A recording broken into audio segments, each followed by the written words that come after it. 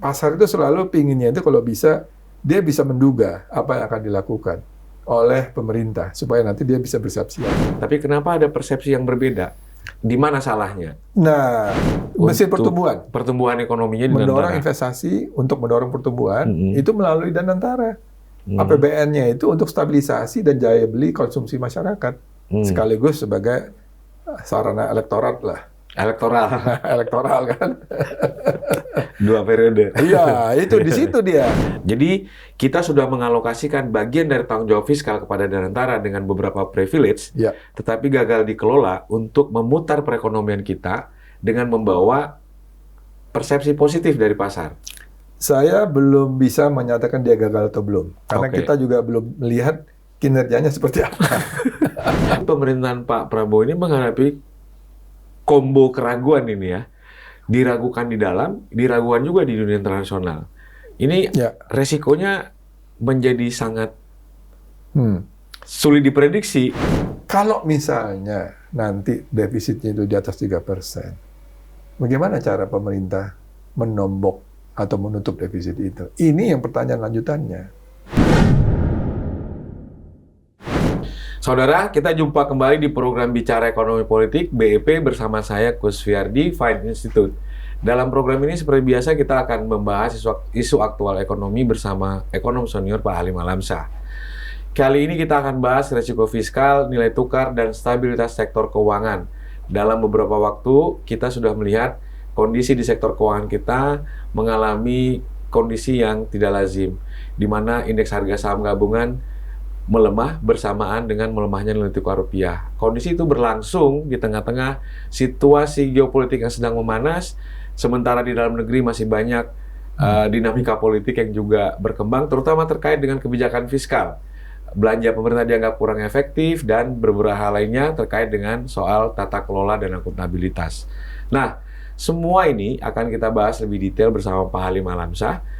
Paling tidak kita akan mendengar dari beliau nanti ada 3 hal penting. Bagaimana strategi ekonomi pemerintah, bagaimana persepsi publik sebenarnya, dan mengapa bisa terjadi perbedaan antara apa yang menjadi strategi pemerintah dan menjadi persepsi publik. Namun, seperti biasa sebelum masuk ke poin-poin penting tersebut, kita akan mendengarkan dari Pak Halim gambaran umum apa yang sebenarnya melingkupi situasi ekonomi politik kita dalam situasi belakangan ini, sehingga kita nanti bisa lebih mempertajam dalam diskusi berikutnya. Jadi ikuti diskusi ini sampai selesai. Baik, Bang Halim, kita udah melihat ada banyak perkembangan. Ya. Ternyata benar peristiwa di Hormuz tidak segera berakhir, persoalannya tidak berakhir, lalu kemudian kondisi ekonomi Indonesia juga makin gonjang-ganjing, ditambah dengan beberapa hal terkait dengan situasi kita belakangan ini, dana asing keluar makin besar, IHSG kita menurun, nilai tukar rupiah kita melemah. Jadi apa gambaran umumnya yang Pak Halim lihat dalam situasi kita? Ya, tadi tepat sekali tadi Mas Ardi mengatakan ada perbedaan persepsi ya kelihatannya antara yang disampaikan oleh pemerintah dengan masyarakat. Kalau kita coba melihat gambaran secara makro ekonomi kita, sebetulnya situasinya nggak terlalu buruk-buruk amat kalau menggunakan indikator-indikator yang sudah lewat ya. Nah, ini justru perbedaannya saya rasa ada di situ.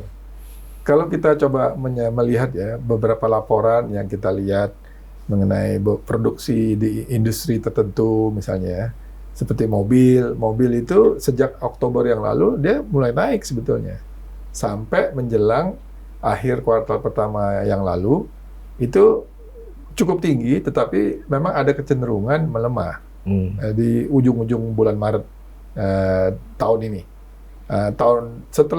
Katakanlah setelah Lebaran, Idul Fitri, kita harus lihat kembali nih bagaimana situasinya. Demikian juga Consumer Confidence Index yang dipantau oleh semua orang lah di Indonesia ya, bagi para ekonom. Itu situasinya sebetulnya sampai menjelang bulan Januari, Februari itu masih tinggi. Tapi Maret dia melemah kembali. Nah, ini kita juga melihatlah tren ini apakah akan terus berlanjut ataukah dia akan membalik. Dan ada lagi beberapa indikator terkait dengan terutama produksi industri manufaktur. Jadi Purchasing Manager Index juga PMI juga demikian.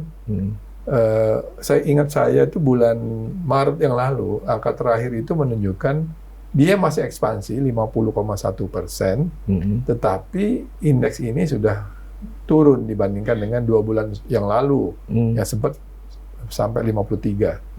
Kalau angka 50 ke atas itu sebetulnya ekspansi, walaupun berarti ekspansinya agak sedikit melambat. Jadi ini situasi secara makro kuartal pertama kita gitu ya. Nah, sektor realnya seperti itu boleh dibilang masih lumayan lah. Namun kita menyaksikan di sektor keuangannya yang situasinya berbeda. Nah, kita tahu ya, sektor real, sektor produksi yang di mana orang bekerja ya, menghasilkan produk barang dan jasa gitu, selalu akan cenderung terlambat bereaksi kepada hal-hal yang terjadi di ekonomi dan keuangan kita. Sementara para pemain di sektor keuangan, kita tahu itu sangat cepat reaksinya. Karena mereka memang kerjanya itu adalah mencerna berbagai informasi, bagaimana dampak dari informasi itu kepada sektor produksi, dan juga nantinya gambaran mereka ke depan. Seperti apa? Nah, dan ini kita lihat dimulai dengan sudah ada tanda-tandanya memang sebetulnya bahwa masyarakat terutama yang punya uang itu agak ragu-ragu terhadap situasi yang dihadapi oleh mereka di Indonesia ya. Oleh karena itu sudah berangsur-angsur sebetulnya terjadi capital outflow. Namun situasi itu semakin parah ketika MSCI mengumumkan bahwa mereka akan mereview kembali saham-saham yang akan bisa masuk dalam indeks mereka kan. Dan ini sudah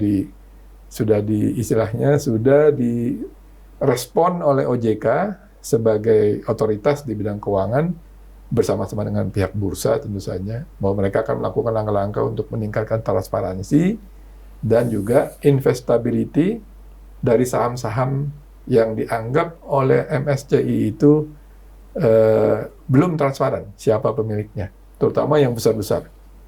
Nah, itu sudah lewat, kita lihat ya. Namun ternyata masih tetap juga ya. OJK katakanlah dengan bursa sudah mengatakan mereka akan melakukan langkah-langkah perbaikan. Namun kok kita tidak melihat adanya perbaikan sentimen. Betul. Nah, itu loh. Kurs rupiahnya juga ikut terus melemah. Sekarang sudah di atas 17.100 lebih gitu, sampai sempat 17.300. Ya, seperti itu. Artinya ini ada kecenderungan tren melemah dari kursnya. Bank Indonesia sendiri kita tahu juga sangat keras upayanya untuk menjaga stabilitas kurs. Sementara inflasi kita melihat tidak juga jelek-jelek amat. Memang sempat tinggi di atas 4% pada waktu bulan Februari, tapi Maret kan sudah mulai turun 3,48 atau 3,5%. Lebih karena memang ini pengaruh efek dari base ya istilahnya itu. Karena indeks yang tahun sebelumnya itu cukup rendah akibat dari adanya diskon harga listrik pada waktu itu. Sekarang karena harga listrik sudah dikembalikan ke level semula ya, ketika diukur seakan-akan ada lonjakan inflasi. Ya ini inflasi yang tertunda lah kira-kira seperti itu kan. Namun kembali lagi isunya tadi ya, berbagai langkah sudah ditempuh baik oleh OJK dan otoritas OJK dan Bursa Efek Indonesia maupun Bank Indonesia. Tetapi kok kenapa sentimennya masih buruk gitu loh? Yeah. Nah ini yang menjadi pertanyaan kalau menurut saya. Berarti masih ada resiko yang lain. Apa itu resikonya Pak Alim? Nah, saya melihatnya begini. Kalau secara langsung saya ngomongnya, mungkin resiko yang dilihat oleh pasar itu terkait dengan fiskal ya. Tapi saya ingin sedikit coba agak lebih mendalam lah ya. Artinya, apa benar ini risiko fiskal ini akan bisa segera selesai apabila misalnya pemerintah melakukan langkah-langkah perbaikan sesuai dengan keinginan pasar lah seperti misalnya. Coba kita lihat dulu dah strategi pembangunan ekonomi pemerintahan Prabowo Gibran ini sebetulnya seperti apa sih? Karena kita kalau tidak tahu sumber awalnya, asal muasal dari risiko fiskal, dan satu lagi sebetulnya predictability dari kebijakan ekonomi di pemerintahan Prabowo itu dianggapnya itu agak menurun. Jadi kan pasar itu selalu pinginnya itu kalau bisa dia bisa menduga apa yang akan dilakukan oleh pemerintah supaya nanti dia bisa bersiap-siap. Ini biasa lah ya namanya pelaku ekonomi kan cenderungnya itu tidak ingin didahului. Kalau perlu dia bisa mendahului. Lebih dulu. Ya, seperti itu. Jadi ini kalau kita kembali ke isunya, risiko yang dihadapi oleh para pelaku ekonomi di Indonesia itu kelihatannya itu lebih banyak bersumber dari risiko fiskal dan risiko kebijakan makroekonomi yang sulit diprediksi oleh mereka. Ini dua hal kalau dari apa yang saya baca seperti itu. Nah sekarang, mengapa bisa muncul itu? Sementara dari sisi keuangan yang lain, tadi saya sampaikan Bank Indonesia, OJK, Bursa, sudah melakukan langkah-langkah lah untuk menstabilkan sektor keuangan. Tapi risikonya ternyata tetap ada ya. Saya ingin kembali ke strategi pembangunan ekonomi yang ditempuh oleh Prabowo dan Gibran dalam hal ini, pemerintah mereka.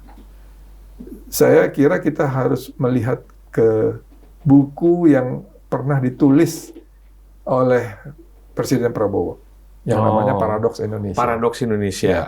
Saya kebetulan baca bukunya, buku ini enak dibaca. Karena bahasanya sangat sederhana dan bisa mudah. jadi panduan juga untuk memahami apa yang mau dikerjakan oleh pemerintah. Betul. Nah, dari situlah baru kita bisa lihat bagaimana kita membaca strategi pembangunan ekonomi Prabowo, terutama ya, artinya melalui pemikiran dia yang tercantum di dalam bukunya itu. Nah, saya kira inti yang ingin disampaikan oleh beliau dalam buku itu, dia merasa bahwa Indonesia belum melaksanakan strategi ekonomi yang sesuai dengan Undang-Undang Dasar 1945. Yang dimaksud oleh dia secara tegas disampaikan bahwa Indonesia belum sungguh-sungguh melaksanakan pasal 33 Undang-Undang Dasar 1945 versi 18 Agustus 1945. Bukan yang sudah hasil amandemen gitu.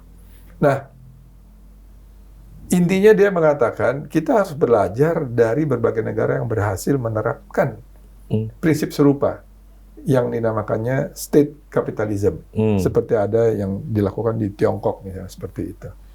Nah kalau kita coba melihat, menurut buku beliau, saya coba lihat ya di halaman 26 bukunya itu, 25 dan 26 itu. Nah, ini kurang lebih bukunya. Buku ini halaman 25 kalau saya tidak salah. Dia membandingkan betapa pertumbuhan ekonomi Tiongkok itu bisa begitu cepat karena Tiongkok sungguh-sungguh mengimplementasikan prinsip-prinsip state capitalism atau kapitalisme negara. Apa yang dimaksud oleh beliau state capitalism ini tidak lain adalah pasal 33 Undang-Undang Dasar 1945. Nah, dia menyampaikan bahwa dalam mengelola cabang-cabang produksi penting yang menguasai hajat hidup orang banyak dan sumber daya alam di Indonesia, itu harusnya itu dikuasai oleh negara. Kita malah banyak menyerahkan pengelolaan ekonomi kita itu ke mekanisme pasar. Dengan kata lain, ini kata-kata dia ya, kita tidak sungguh-sungguh menjalankan pasal 33 Undang-Undang Dasar 1945 itu, sementara Tiongkok menjalankannya. Jadi kalau ada yang tanya, state capitalism itu apa? Ya ini tidak lain pelaksanaan pasal 33 Undang-Undang Dasar 1945. Harusnya itu bagus kan, Pak Ali? Iya, betul. Dan mendapat support harusnya. Tapi kenapa ada persepsi yang berbeda?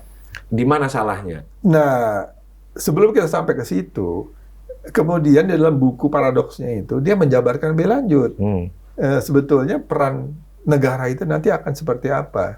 Ini yang menjadi, saya kira, titik tolak mengapa strategi ekonomi kita sekarang di Indonesia itu seperti yang disampaikan oleh Menteri Keuangan dan juga tentu saja Presidennya langsung ya.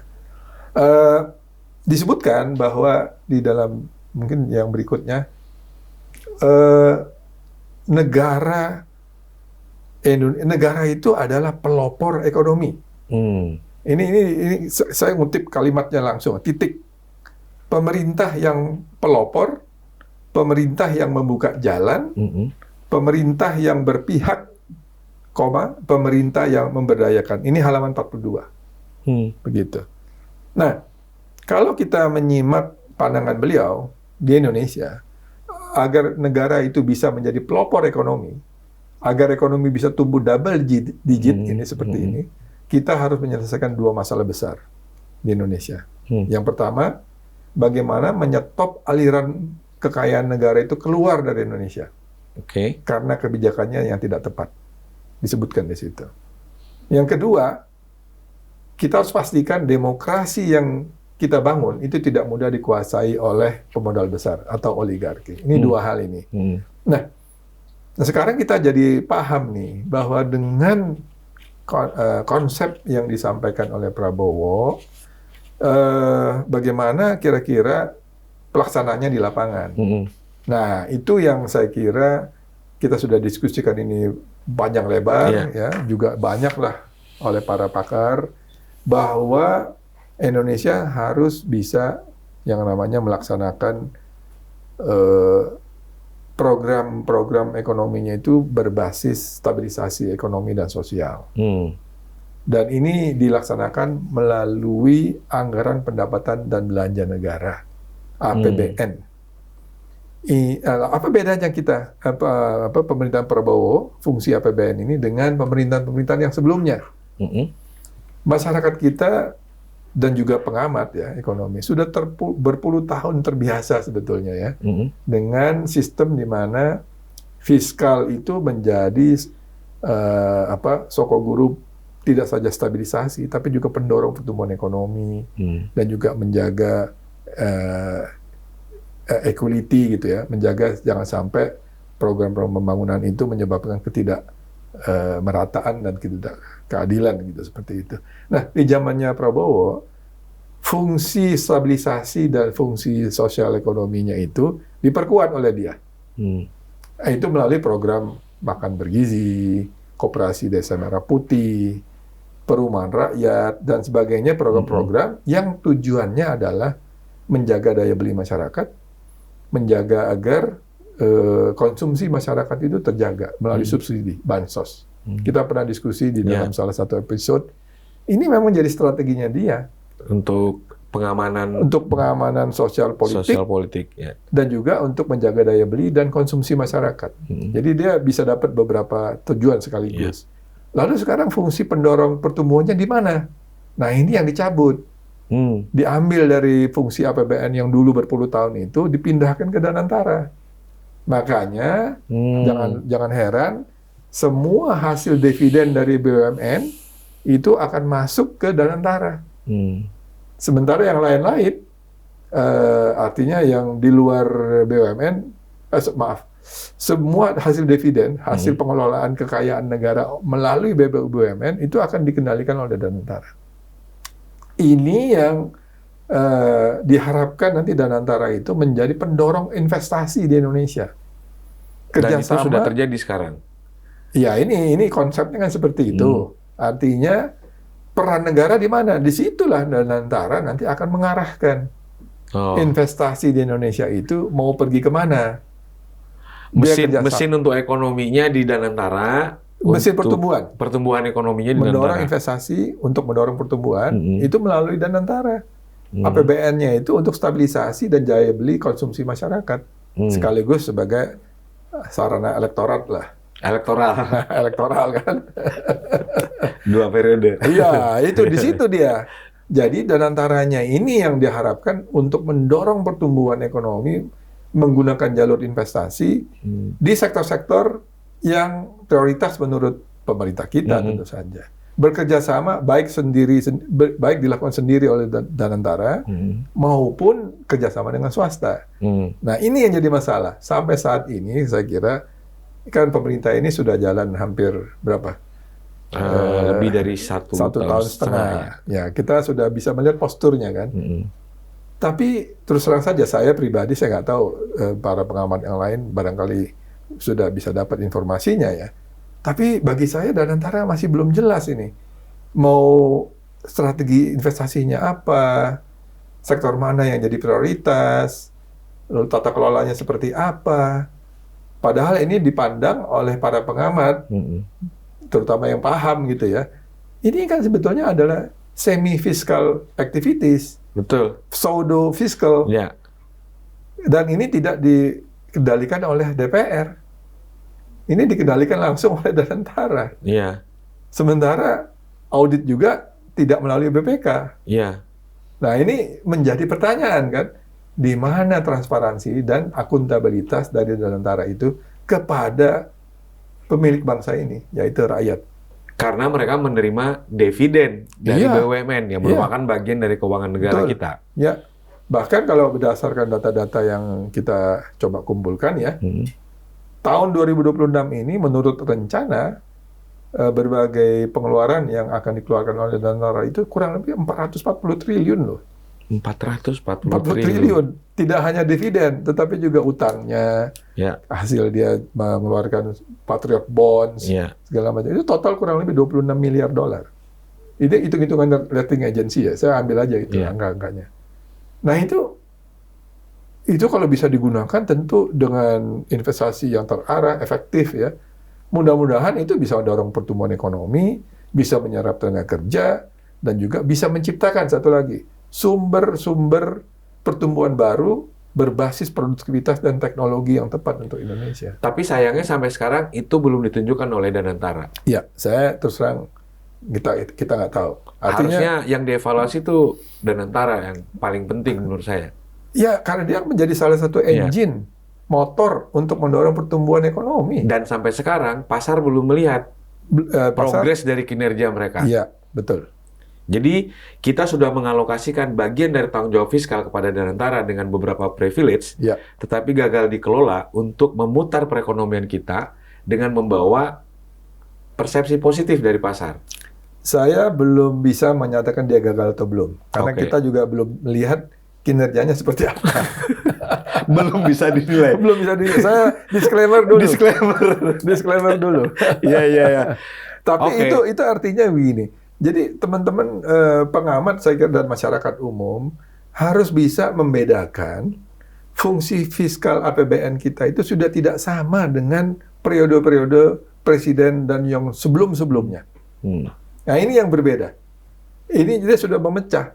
APBN itu dibagi dua jadinya. Fungsi yang sifatnya untuk stabilisasi sosial, untuk mendukung konsumsi, mendukung pemerataan konsumsi lah terutama, itu adanya di APBN, di Menteri Keuangan yang sekarang.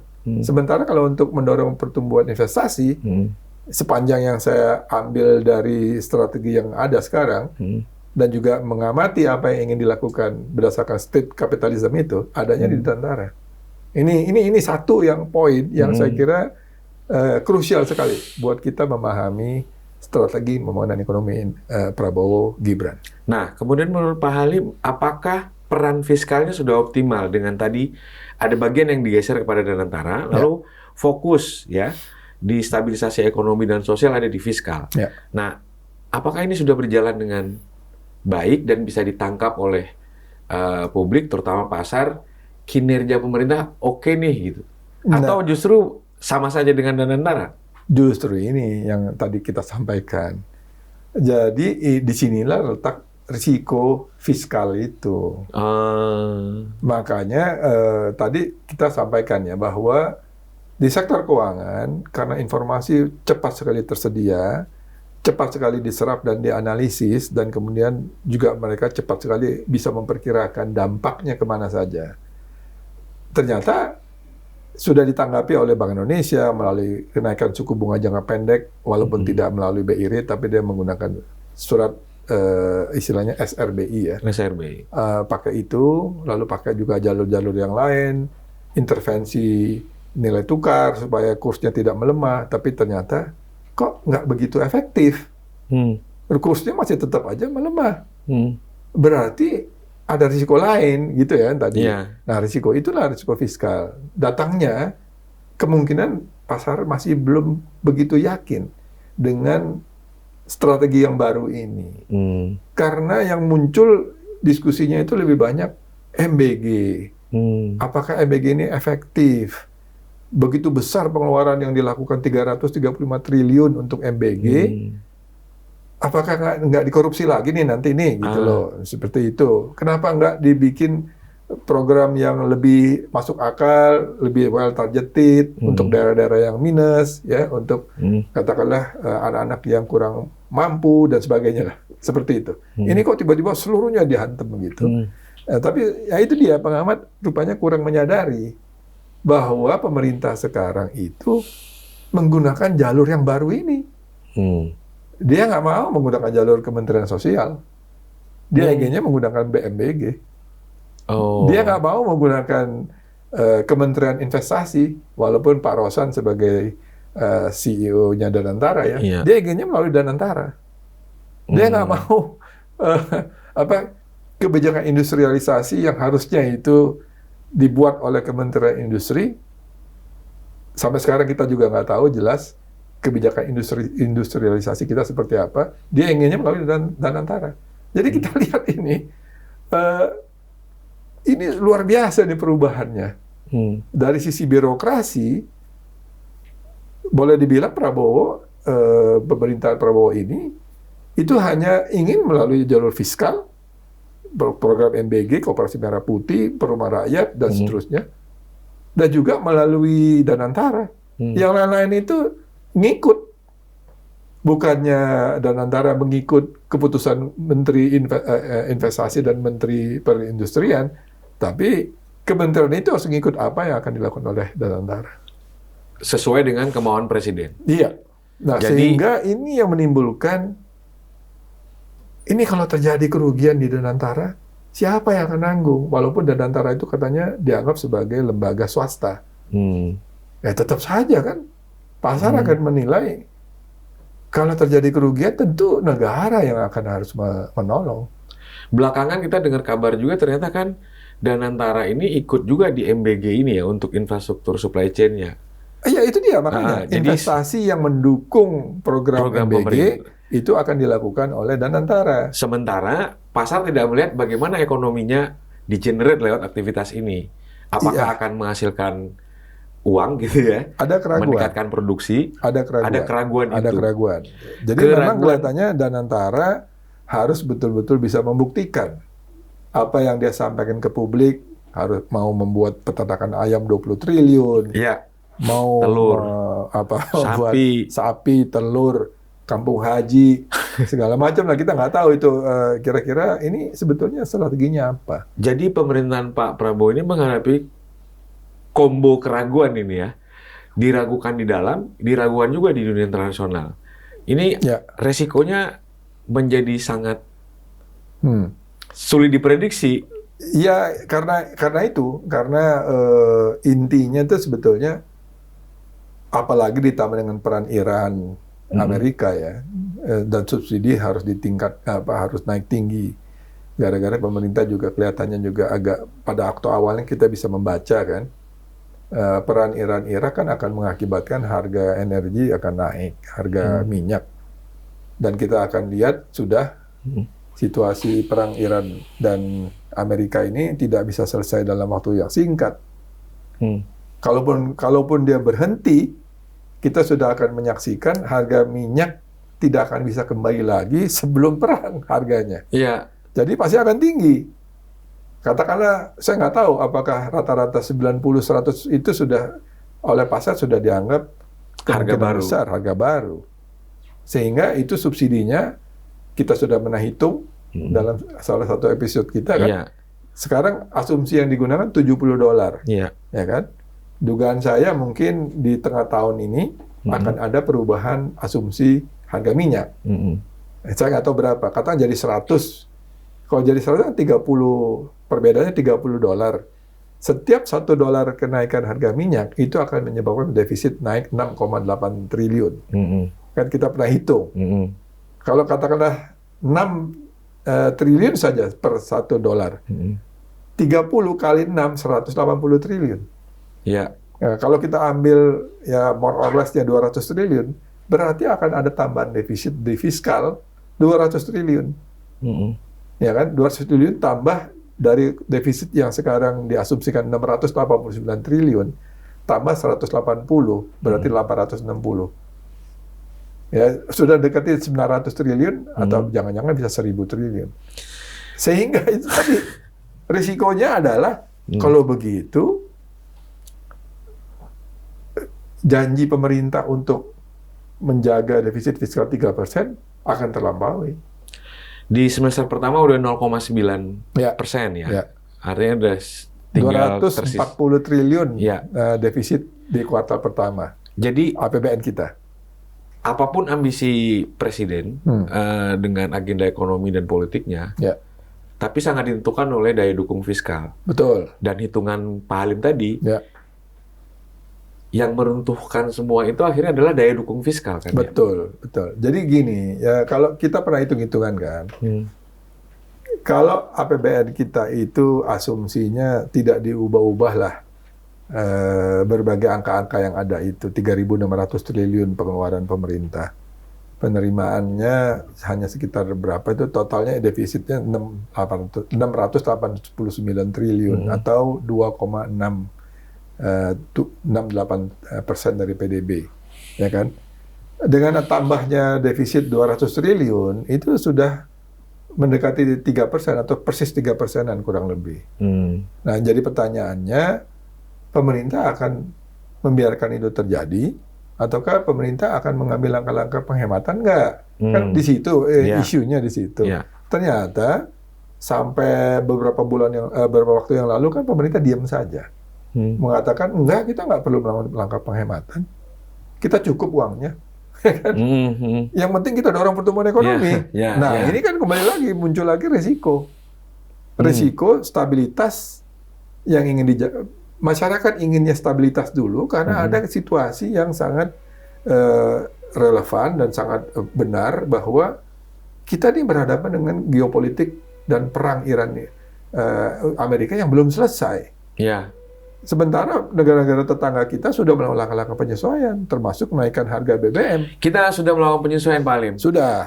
Work from home. Seperti itu, begitu.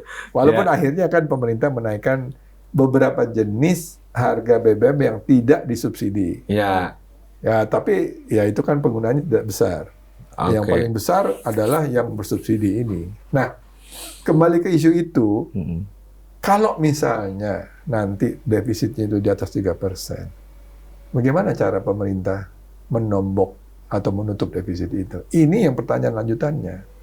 Jadi bukan soal ini melanggar batas 3% atau tidak ya? Iya, karena rakyat, analis juga sudah tahu. Oke, kalau misalnya memang ini sangat penting banget buat pemerintah untuk mendorong pertumbuhan ekonomi, so be it. Boleh naik 3% atau 4%. Tapi masalahnya bagaimana cara menutup defisitnya? Ya, kita udah belajar dari COVID yang lalu ya. Iya. Dilepasin defisitnya, keteteran setelah itu. Betul. Untuk nutupin defisitnya. Justru itu, makanya. Oleh karena itu pertanyaannya sekarang yang nomor 2 lagi, itu tadi nomor 1 yang paling besar ya. Yang nomor 2 pertanyaannya adalah, bagaimana peran Bank Indonesia dalam hal ini?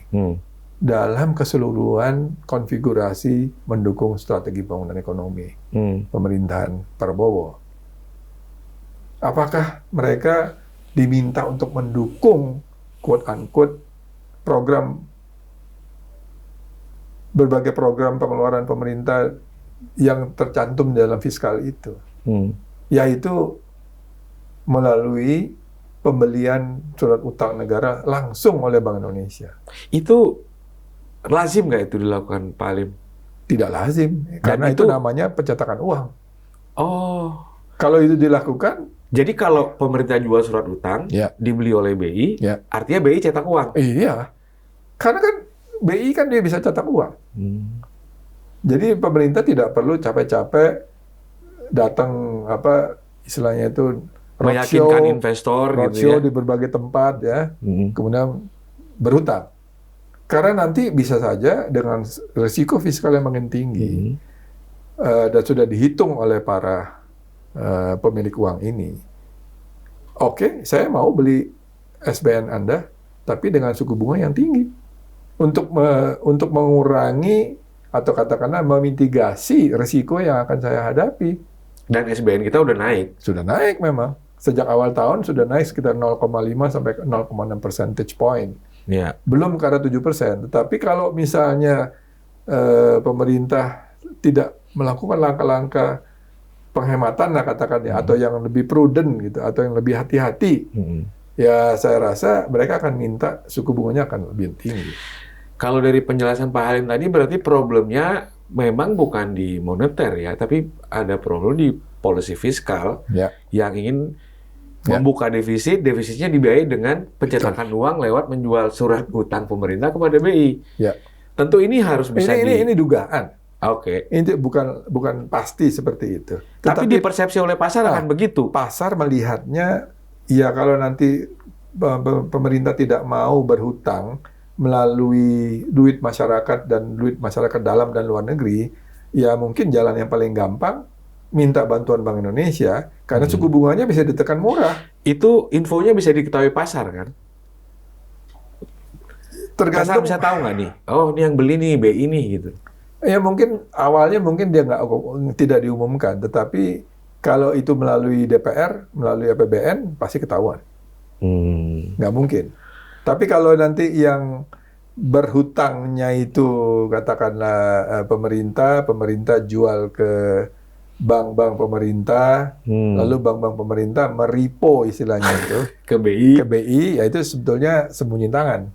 Oke. Lempar batu sembunyi tangan. Jangan-jangan itu yang memang sedang dilihat oleh pasar sehingga persepsinya menjadi tidak bagus ya? Ya itu dia. Makanya tadi saya sejak awal kita diskusi ya bahwa BI sudah melakukan langkah-langkah stabilisasi, intervensi di pasar valuta asing, menaikkan suku bunga sedikit, walaupun secara BI rate-nya belum naik, tetapi dia sudah menaikkan bunga operasionalnya.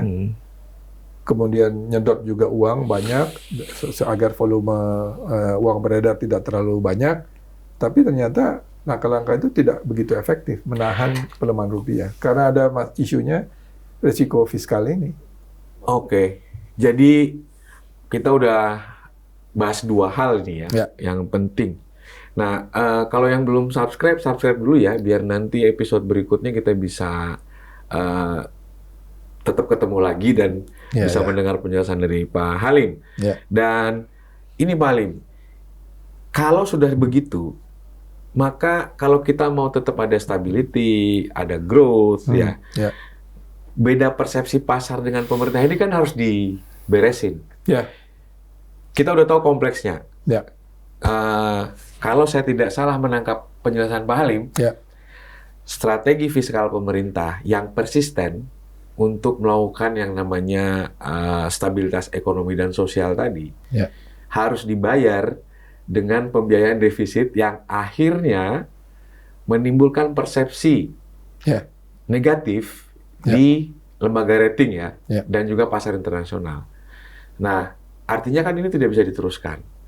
Warning awalnya sudah kelihatan, IHSG turun berbarengan dengan melemahnya nilai tukar rupiah. Kira-kira Pak Menteri Keuangan mesti segera bikin rapat ke KSSK atau menteri-menteri di bidang ekonomi, termasuk BI dan juga OJK, perlu menghadap Presiden untuk merumuskan ulang. Kalau saran Pak Halim apa? Ya, persis yang disampaikan oleh Pak Mas Ardi ya. Jadi, mungkin begini, saya melihatnya barangkali pemerintah sebagai saran lah ya kepada pemerintah, ada baiknya itu merumuskan strategi komunikasi yang lebih baik dalam menjelaskan strategi ekonominya. Ya, artinya ini kan masyarakat kan, rakyat kita memilih Presiden Prabowo untuk memimpin negara ini. Dia juga punya tanggung jawab saya kira untuk menjelaskan ke masyarakat strategi ekonominya secara lebih gamblang. Kalau misalnya ada kekurangan, ya harus disampaikan gitu loh. Seperti bahwa tadi state capitalism itu bukan barang haram, karena memang pasal 33 Undang-Undang Dasar kita diartikan bisa seperti itu, ya kan? Tinggal masalahnya bagaimana menjelaskan fungsi APBN kita itu sekarang lebih fokus untuk stabilisasi sosial dan ekonomi. Ini kan tafsiran saya nih. Mungkin orang lain beda pendapatnya. Atau Tapi mungkin harus ada yang official keluar dari iya, pemerintah. harus disampaikan. Mengapa kemudian dia menggunakan program MBG, program Koperasi Merah Putih, Perumahan Rakyat, dan yang lain-lain lah. Program infrastruktur yang besar-besar misalnya, itu biar pemerintah pusat yang menangani. Oleh karena itu, ini juga jadi isu masalah. Lembaga rating melihat mungkin harus dijelaskan mengapa kok terjadi istilah mereka itu growing centralization in policy making.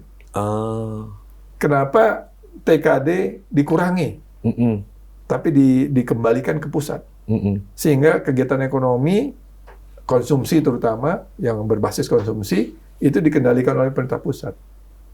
Dan mungkin Prabowo tidak, ya mohon maaf ya, artinya mungkin dia tidak mau menjelaskan atau gimana, timnya lah yang menjelaskan bahwa ini karena dianggap lebih efektif, kebocorannya lebih sedikit, sehingga memang ini secara rasional oke, mau diambil seperti itu langkah-langkahnya.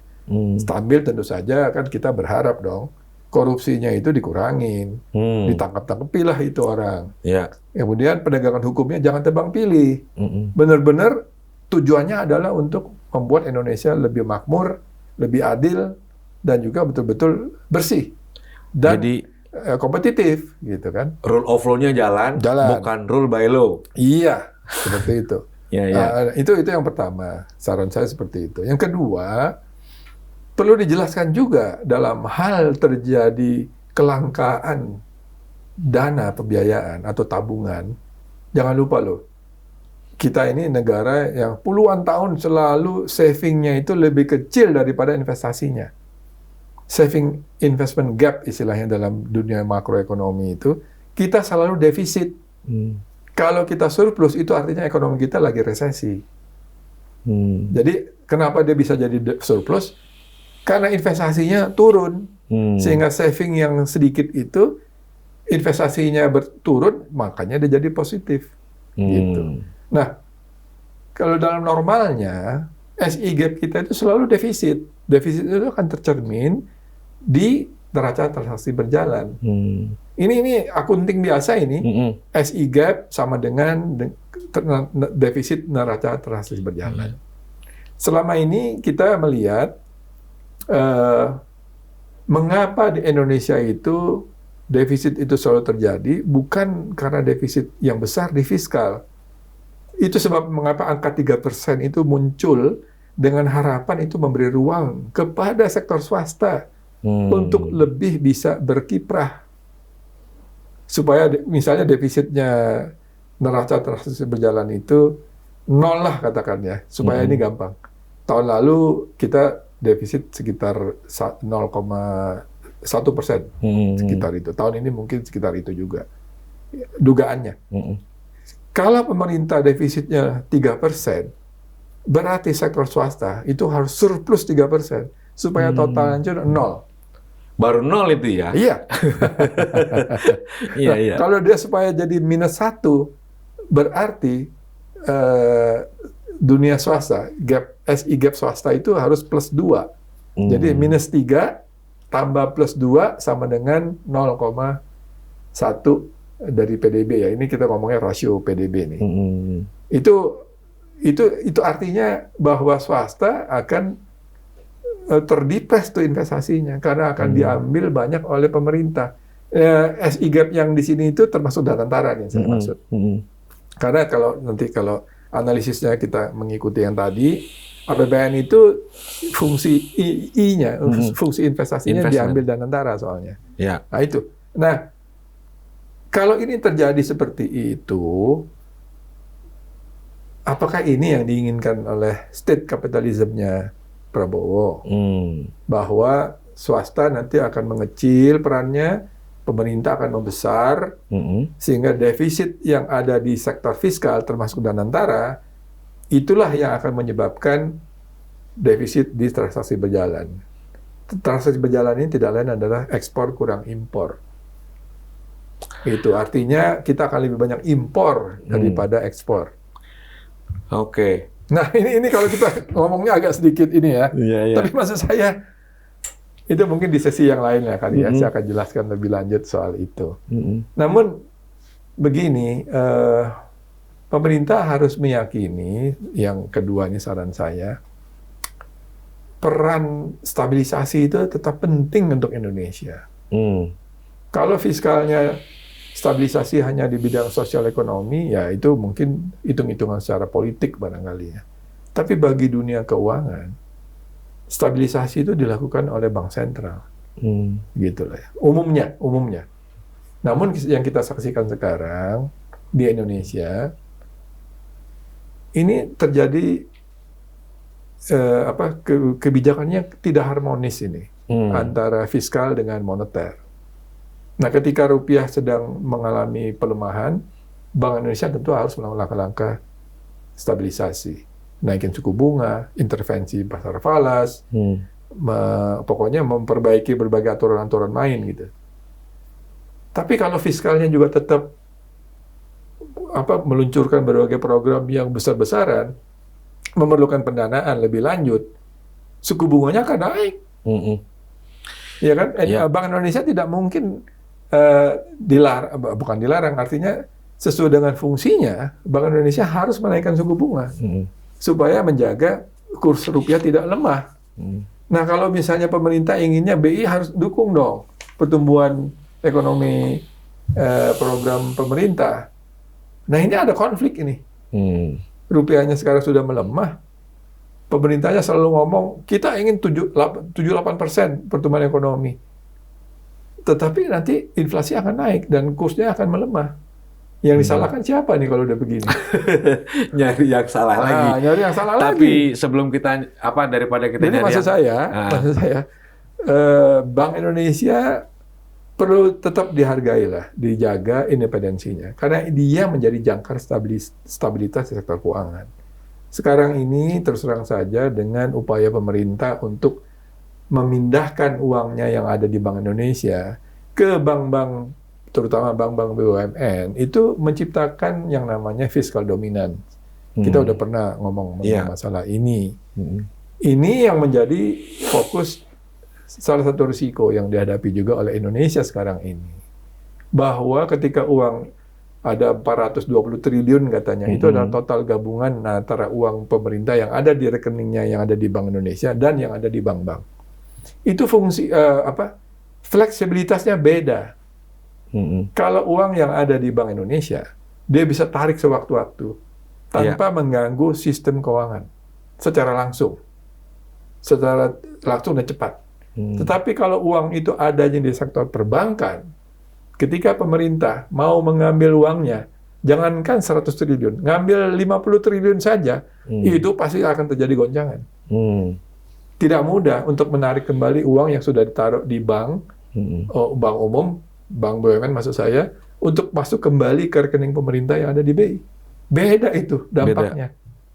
Karena kecuali kalau uangnya itu diserahkan ke bank BUMN, kemudian nggak boleh dipakai untuk apa-apa. Disimpan aja. Cuma dapat bunganya. Oke. Tapi kalau sudah dikatakan ke bank-banknya itu, silakan dipakai untuk memberikan kredit. Kalau itu benar-benar dipakai ke PTA, PTB, PTC, oke, saya kasih kamu 20 triliun, 10 triliun, 5 triliun. Itu narik 20 triliun nggak mungkin dalam waktu singkat. Karena uang itu udah dipakai untuk kredit. Udah muter. Dan ada term of payment-nya juga. Seperti itu. Jadi ini adalah risiko lain ini lah. Risiko lain bahwa begitu pemerintah menggunakan uang itu ke bank-bank, ke sistem perbankan, dia harus siap-siap lagi itu dengan safety safety plan-nya, safety stock untuk rekeningnya yang ada di Bank Indonesia. Kalau tidak, dia harus siap-siap berhutang lagi, mengeluarkan lagi SBN. Dan itulah yang membuat pasar berpersepsi negatif terhadap pemerintah.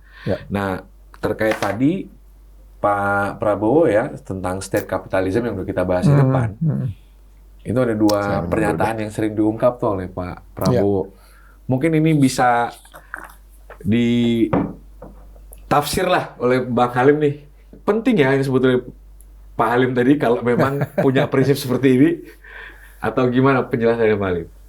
Iya, kalau kita bicara sedikit ekonomi politik dalam hal ini ya, sangat jelas ya, Pak Prabowo menjalankan strateginya itu mendahulukan rakyat banyak. Itu no doubt. Dia pingin agar masyarakat kita itu betul-betul bisa makan, sehat, dan juga punya rumah yang cukup seperti itu ya. Saya kira itu nothing wrong with that. Masalahnya tinggal apakah ini sesuai nggak dengan kemampuan kita dalam menyediakan pembiayaannya. Pertanyaan pasar itu di situ sebetulnya. Oleh karena itu tadi perlu mempertimbangkan apa yang tadi sudah disampaikan oleh Pak Halim. Iya. Perlu ada orang yang bisa mengkomunikasikan dengan baik. Betul. Perlu ada orang yang bisa menunjukkan tata kelembagaan yang baik. Iya. Tidak terus kemudian serta-merta semua diambil atas nama untuk kepentingan rakyat. Karena bagaimanapun topangan fiskal itu butuh rasionalitas dalam pengelolaan. Persis. Oke, terima kasih Pak Halim. Sampai ketemu lagi di Bicara Ekonomi Politik berikutnya. Jangan lupa share dan tulis komen jika ada hal yang ingin disampaikan. Terima kasih.